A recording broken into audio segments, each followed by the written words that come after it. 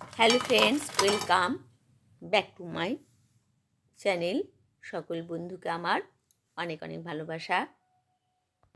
আজকে আমি বানিয়েছি পালং পাতার পকোড়া বা বেগনি বা মিনি বেগনি, যাই বলেন।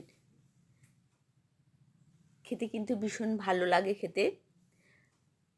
এখন তো চায়ের সাথে বিকালে কেউ না কেউ তো কিছু না কিছু তো খেয়েই থাকেন।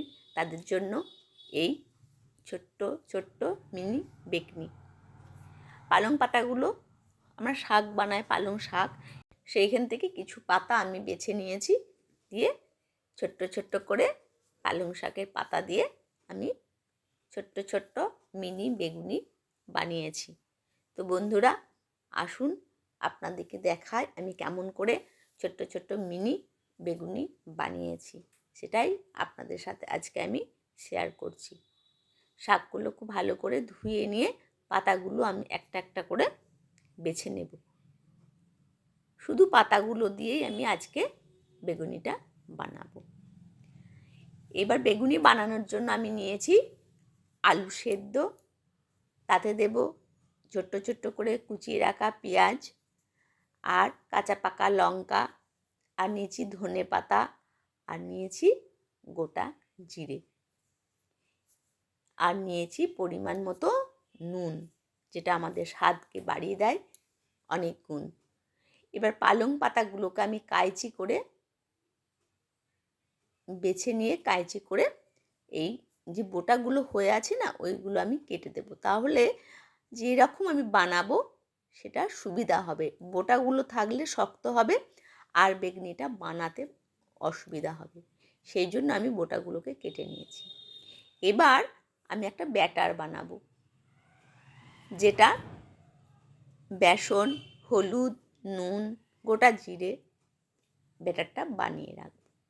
এবার যে পুরটা আমি বানিয়েছি আলু সেদ্ধ দিয়ে, সেইটা আমি পালং পাতার মধ্যে দেখুন এইভাবে কিন্তু আমি ভরে দেব। অল্প পরিমাণ করে নেব, এইভাবে আমি ভরবো। এটাকে আমি রোল করব। সেই জন্য আমি দুবার আপনাদেরকে দেখাচ্ছি, তাহলে আপনারা বুঝতে পারবেন। এবার কি করব, এটাকে বেশি একটু বড় পাতা হলে কিন্তু আপনারা 3টে করতে পারেন। এটা আমি 2টো করেছি। করে যে বেসনের ব্যাটারটা আমি বানালাম সেইটা আমি একটা একটা করে এইভাবে ডোবাবো আর গরম তেলে ভেজে নেব। তো বন্ধুরা, আমার এই মিনি পকোড়া আপনাদের কেমন লাগছে অবশ্যই কমেন্টস করে জানাবেন।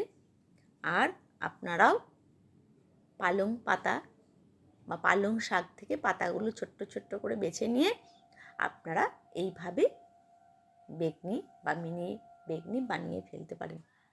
সত্যি খুব ভালো লাগে খেতে। আর ভেতরে যেহেতু আলুর পুরটা ভরা আছে, আরও অসাধারণ লাগে। আর সন্ধেবেলা চায়ের সাথে এটা একদিনের একটা নতুন রেসিপি আপনাদেরকে বলে দিলাম। আপনারাও এইভাবে ভাজুন, ভেজে সকলকে খাওয়ান, বা বাড়িতে কোনো অতিথি এলো তাদেরকে এইভাবে দেবেন, দেখবেন খুব ভালো লাগবে খেতে। তো আমার ভাজা হয়ে গেল। তো বন্ধুরা, আপনাদের কেমন লাগলো দেখুন। ভেতরটা কিন্তু মশলা হয়ে আছে, তো ভীষণ ভালো লাগবে। কিন্তু ওপরটা একদম ক্রিস্পি ক্রিস্পি, ভীষণই সুন্দর খেতে হয় এই মিনি পালং শাকের পকোড়া। ভালো থাকবেন, সুস্থ থাকবেন। দেখা হবে আবার নতুন কোনো ভিডিওতে। আর এইভাবে ছোট্ট ছোট্ট মিনি পকোড়া বানিয়ে অবশ্যই খাবেন, আর আমাকে কমেন্টস করে জানাবেন কেমন হয়েছে।